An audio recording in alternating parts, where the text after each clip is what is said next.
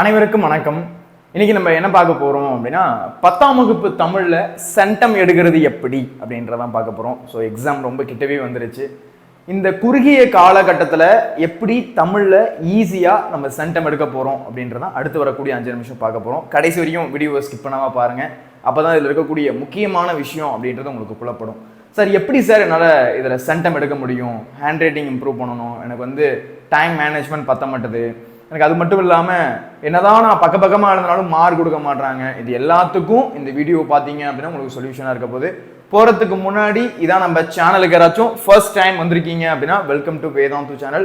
யார் இன்னும் சப்ஸ்கிரைப் பண்ணலையோ இப்போவே சப்ஸ்கிரைப் பண்ணிக்கோங்க. நீங்கள் சப்ஸ்கிரைப் பண்ணீங்க அப்படின்னா தான் அடுத்தடுத்து வீடியோஸ்லாம் உங்களுக்கு நோட்டிஃபிகேஷனாக வரும். சரிங்களா? அதனால் யார் இன்னும் சப்ஸ்கிரைப் பண்ணலையோ இப்போவே என்ன பண்ணிக்கோங்க அப்படின்னா சப்ஸ்கிரைப் பண்ணிக்கோங்க. யார் இன்னும் லைக் பண்ணலையோ லைக் பண்ணிக்கோங்க. சரிங்களா? ஸோ ஒரு முக்கியமான அப்டேட்டு. என்ன அப்டேட் அப்படின்னா, சார் நான் இப்போ 10th படிச்சுட்டு இருக்கேன், எனக்கு இன்னும் கொஞ்ச நாள் தான் இருக்கு, அதுக்குள்ள நான் தமிழ்ல இல்லை எல்லா சப்ஜெக்ட்லையுமே நல்ல ஸ்கோர் எடுக்கணும் சார், அதுக்கு என்ன சார் பண்றது, டெய்லி என்னால் ஒழுங்கா படிக்க முடியல, ஒரு ஸ்டடி பிளான்ல ஒரு ப்ராப்பராக படிக்க முடியல, யாராச்சும் கூட இருந்து இதை படி அதை படி டெய்லியும் கிளாஸஸ் சொல்லி கொடுத்து இதெல்லாம் முக்கியம் அப்படின்னு சொல்லி கொடுத்தா நல்லா இருக்கும் அப்படின்னு ஆசைப்படுறீங்க அப்படின்னா நம்மளுடைய தீமின்னல் கோர் கிராஷ் கோர்ஸ் அப்படின்றது பார்த்தீங்கன்னா உங்களுக்கு 899 இப்போ அவைலபிளாக இருக்கு. முன்னாடி ரேட் ரொம்ப அதிகமாக இருந்துச்சு. ஸோ இப்போ பார்த்தீங்கன்னா ப்ரைஸ் ரொம்பவே கம்மியாக இருக்கு.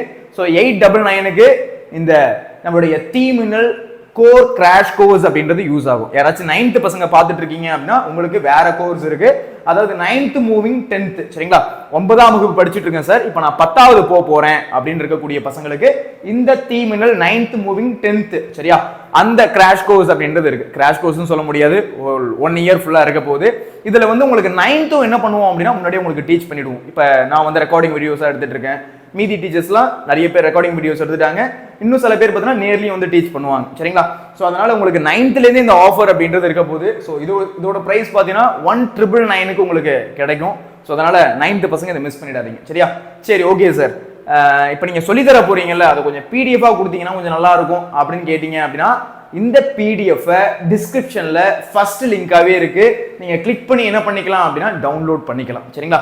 என்ன சார் இவ்வளோ பில்டப் பண்றீங்க அப்படின்னா சார் இருக்க போகுது அப்படின்னா, ஸோ நம்மளுடைய செக்லிஸ்ட்டை தான் நான் இவ்வளோ தூரமாக உங்கள்கிட்ட சொல்லிக்கிட்டு இருக்கேன். சார் இந்த செக்லிஸ்ட் வச்சு நான் என்ன சார் பண்றது, இது என்ன சார் சும்மா செக்லிஸ்ட் என்ன சார் இது அப்படின்னு கேட்டீங்கன்னா, இந்த செக்லிஸ்ட் அப்படின்றது எக்ஸாம் போறதுக்கு முன்னாடி நம்ம எல்லாமே படிச்சுட்டோமா அப்படின்றத செக் பண்றது. அதாவது பாத்தீங்கன்னா நீங்க பாஸ் என்ற பாஸ்கரன் படம் பாத்தீங்கன்னா தெரியும். அதுல ஆரியா இருப்பாரு. ஆரியா என்ன பண்ணுவாரு, பிட்டு எங்கெங்கெல்லாம் வச்சிருக்கோம் அப்படின்னு ஒரு பிட்டு வச்சிருப்பாரு. அந்த மாதிரி நம்ம தமிழ்ல இது பிட்டு கிடையாது. ஆனா இது தமிழ்ல எல்லாமே படிச்சுட்டோமா எக்ஸாம் போறதுக்கு முன்னாடி அப்படின்றத செக் பண்றதுதான் பாத்தீங்க அப்படின்னா இந்த செக்லிஸ்ட். சார் இது எப்படி சார் எனக்கு உபயோகமா இருக்கும்? இப்போ ஒன்றும் கிடையாதுப்பா, நாளைக்கு எக்ஸாம் இருக்கு, இன்னைக்கு நம்ம காலையிலேருந்து ஈவினிங் வரையும் எல்லாமே படிக்கிறோம். படிச்சு முடிச்சுட்டு நான் உன்கிட்ட கேட்கறேன், எல்லாமே படிச்சுட்டியா அப்படின்னு கேட்கறேன். படிச்சாச்சு அப்படின்னு நீங்க சொல்றீங்க. ஆனா எக்ஸாம்ல போய் உட்காந்து எழுதும் போதுதான் தெரியுது, ஐயையோ நம்ம அணியை விட்டுட்டோமே, ஐயோ அழகிட்டு வாய்ப்பாடை படிக்க விட்டுட்டோமே அப்படின்னு ஒன்னா பாத்தீங்க அப்படின்னா உங்களுக்கு ஸ்ட்ரைக் ஆகுது. ஐயோ இதை படிக்காம மாட்டோமே, அதை படிக்காம மாட்டோமே. அதை தவிர்க்கிற விதமா தான் பாத்தீங்க அப்படின்னா இந்த செக்லிஸ்ட் அப்படின்றது உங்களுக்கு உபயோகமா இருக்கும். எப்படி சார் உபயோகமா இருக்கும், அதை கொஞ்சம் டீடைல்டா சொல்லுங்க அப்படின்னா இப்ப நான் உங்களுக்கு சொல்றேன். ஸோ எத்தனை மார்க் எழுத போறீங்க? 100 மார்க்குக்கு எழுத போறீங்க. இந்த செக்லிஸ்ட் அப்படின்றது ரொம்ப ரொம்ப ரொம்ப உங்களுக்கு யூஸ்ஃபுல்லா இருக்க போகுது. எப்படி சார் அப்படின்னா இப்ப நான் உங்களுக்கு சொல்றேன் பாருங்க. பார்ட் 1, சரிங்களா? இந்த பார்ட் 1ல பாத்தீங்க அப்படின்னா கிட்டத்தட்ட உங்களுக்கு 15 1 மார்க் அப்படின்றது கேட்க போறாங்க. இந்த 15 1 மார்க் எங்கெங்கெந்தெல்லாம் கேட்பாங்கன்றதுக்கு ஒரு செக்லிஸ்ட் இருக்கு. நீங்க சார் நான் புக் பேக்கை படிச்சுட்டேன், எனக்கு 15 மார்க் வந்துடும் அப்படின்னு சொல்லிட்டு இருந்தேன்னு வச்சுக்கோங்க, அதெல்லாம் வேலைக்கே ஆகாது. 15 1 மார்க் மட்டும் புக் பேக்ல இருக்கக்கூடிய 1 மார்க் மட்டும் படிச்சாலாம் 15 வராது. எக்ஸ்ட்ரா சில விஷயங்கள் படிச்சா மட்டும்தான் இந்த புக் பேக்ல இருக்கக்கூடிய 1 மார்க்ல ஃபுல் மார்க் அப்படின்றத நம்ம ஸ்கோர் பண்ண முடியும். சரிங்களா? சரி, எப்படி எல்லாம் நம்ம எதெல்லாம் படிக்கணும் அப்படின்றத சொல்றேன், நோட் பண்ணிக்கோங்க. சரி, இந்த பிடிஎஃப் கொஞ்சம் கொடுங்க அப்படின்னா டிஸ்கிரிப்ஷன்ல இருக்கு. கிளிக் பண்ணி என்ன பண்ணிக்கோங்க அப்படின்னா டவுன்லோட் பண்ணிக்கோங்க.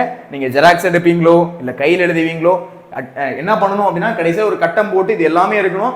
கட்டம் போட்டு டிக் பண்ணிட்டே வரணும். படிச்சுட்டேன். ஒருவேளை படிக்கல அப்படின்னா அது கேப்ல விட்டுட்டு மீதி படிச்சுட்டேன் போடணும். ஸோ அந்த மாதிரி போடுறப்ப மட்டும்தான் பார்த்தீங்க அப்படின்னா எதெல்லாம் படிச்சிருக்கோம், எதெல்லாம் இன்னும் படிக்கல, இதெல்லாம் படிச்சு முடிச்சிட்டோம் அப்படின்னா உங்களுக்கே ஒரு கான்ஃபிடென்ட் வரும். இப்போ எக்ஸாம்பிளுக்கு பாருங்க, இந்த இடத்துல கொடுத்துருக்காங்களா? சரி பாருங்க, புக் பேக்ல இருக்கக்கூடிய 1 மார்க் படிச்சாச்சா, இயல் 1லேருந்து 7 படிச்சுட்டோமா? ஓகே, படிச்சாச்சு. இன்சைடு 1 மார்க், புக்குக்கு இன்சைட்ல இருக்கக்கூடிய 1 மார்க் படிச்சிட்டோமா? படிச்சாச்சு. படிச்சிட்டீங்கன்னா டிக்கு போடணும், இல்லைன்னா டிக்கு போடக்கூடாது. இலக்கணத்தில் இருக்கக்கூடிய 1 மார்க் படிச்சிட்டோமா? படிச்சிட்டீங்கன்னா டிக்கு. திருக்குறள் இருக்கக்கூடிய 1 மார்க் படிச்சிட்டோமா? படிச்சிட்டீங்கன்னா டிக்கு. அடுத்து இலக்கண குறிப்பு படிச்சிட்டோமா? இலக்கண குறிப்பு 1 மார்க் படிச்சிட்டீங்கன்னா டிக்கு. நூல் மற்றும் நூலாசிரியர் படிச்சிட்டோமா, படிச்சிட்டீங்கன்னா டிக்கு. அடுத்து பாடல் வரிகள் அது யார் யாரை எழுதியது, அதாவது பார்த்தீங்கன்னா நூல் குறிப்பு ஆசிரியர் குறிப்பு அப்படின்னு சொல்லுவோம். இந்த நூல் குறிப்பு ஆசிரியர் குறிப்பு எழுதிட்டீங்களா அப்படின்றத பாருங்க, படிச்சிட்டீங்களா அப்படின்னு பாருங்க, அதை படிச்சிட்டீங்கன்னா ஒரு டிக்கு. அடுத்து சொல்லும் பொருளும் படிச்சிட்டீங்களா பாருங்க. சொல்லும் பொருளும்னா என்ன சார் அப்படின்னா, இப்போ ஒரு பாடலையும் பார்த்தா அந்த சொல்லும் பொருளும் அப்படின்றது கொடுத்துருப்பாங்க. அந்த சொல்லும் பொருளும் படிச்சிட்டீங்களா அப்படின்னு பாருங்க, படிச்சிட்டீங்கன்னா ஒரு டிக்கு. பாடலை படித்து பின்வரும் வினாக்களுக்கு விடை தருக, அதாவது பார்த்தீங்கன்னா ஒரு பாடல் கொடுத்துருவாங்க, அந்த 4 வரி கொடுத்துட்டு அதுல இருந்து ஒரு 5 கேள்வி கேட்பாங்க. அந்த 5 கேள்வி நம்ம படிச்சிட்டோமா, அதாவது 5 கேள்வி அப்படின்னா அந்த நூல்வெளி ஆசிரியர் குறிப்பு அந்த பாடல் வரிகள் அது யார் எழுதுனது அது எல்லாமே நமக்கு தெரியுமா அப்படின்றத செக் பண்ணுங்க.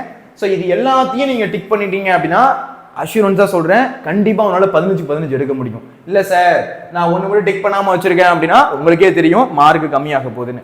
ஸோ எல்லாத்தையும் டிக் பண்ண முடியுதா அப்படின்றத நீங்க என்ன பண்ணணும் அப்படின்னா எக்ஸாமுக்கு முன்னாடி நீங்க வெரிஃபை பண்ணிட்டு போகணும். அப்படி பண்ணிட்டு போகும்போது மட்டும்தான் நம்ம இதுல ஃபுல் மார்க் வாங்க போறோம் அப்படின்னு ஒரு கான்ஃபிடென்ட்டே வரும். சரிங்களா? அப்பதான் உங்களுக்கு ஒரு நம்பிக்கையா இருக்கும், ஓகே நம்ம எல்லாத்தையுமே படிச்சிட்டோம் அப்படின்னு ஒரு நம்பிக்கை இருக்கு. சரியா?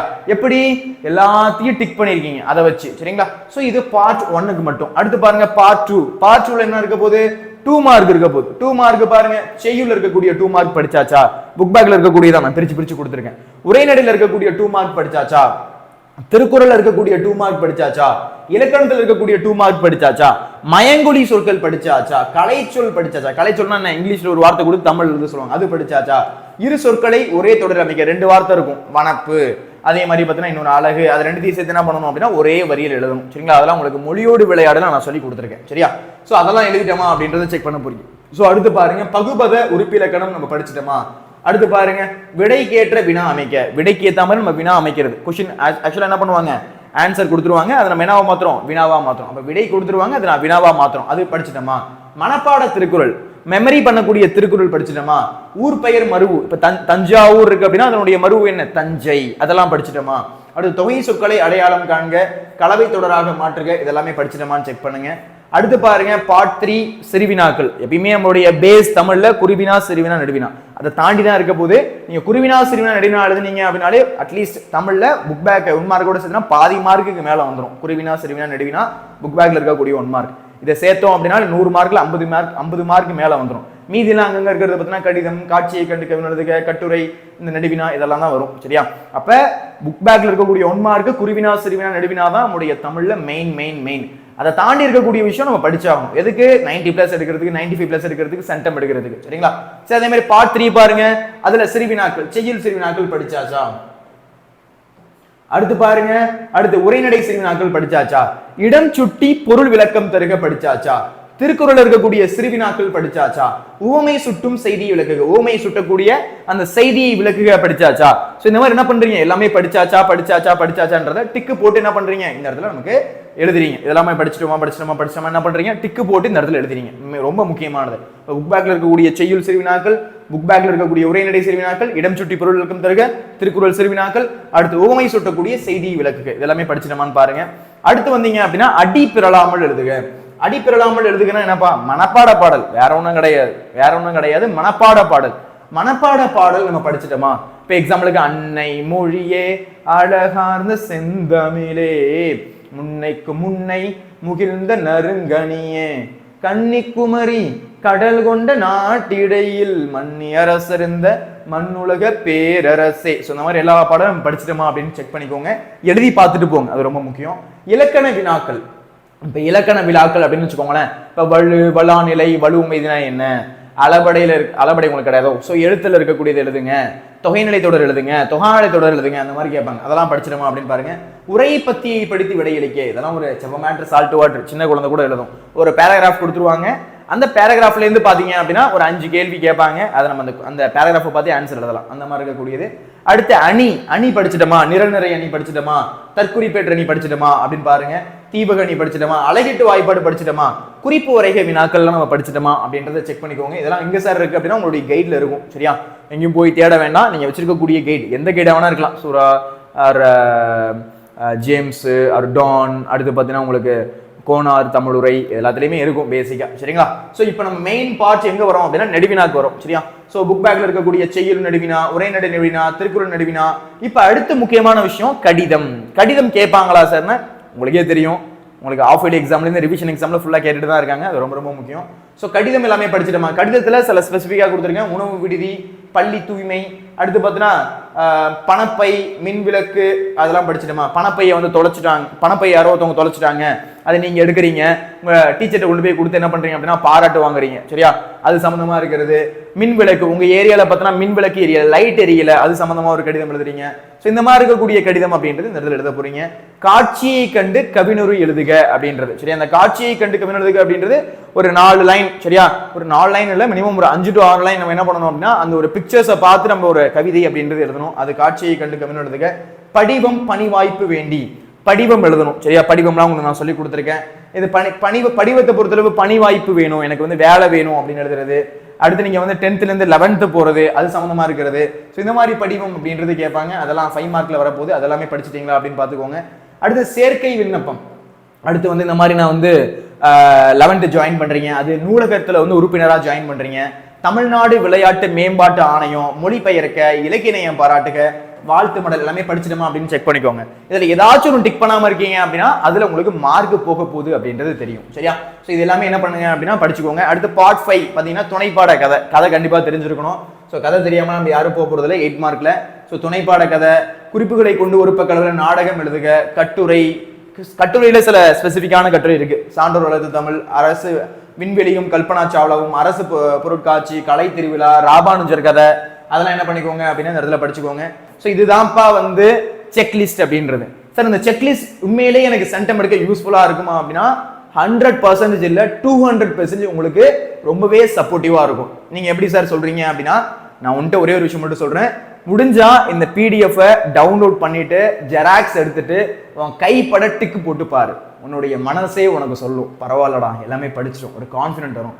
இல்ல சார் என்னால ஜெராக்ஸ் எல்லாம் போட முடியாது, எனக்குலாம் அதெல்லாம் அஃபோர்டபுளா இருக்காது அப்படின்னா அட்லீஸ்ட் டவுன்லோட் பண்ணிட்டு கையால எழுதுங்க. ஒரு 1/2 hour ஆகும் எழுதுறதுக்கு. கையால கொஞ்சம் எழுதி ஒரு கட்டத்தை போட்டுக்கோ, சைடில் போட்டு டிக்கு போடு. சரியா? முடிச்சிடாமான்னு போடுங்க.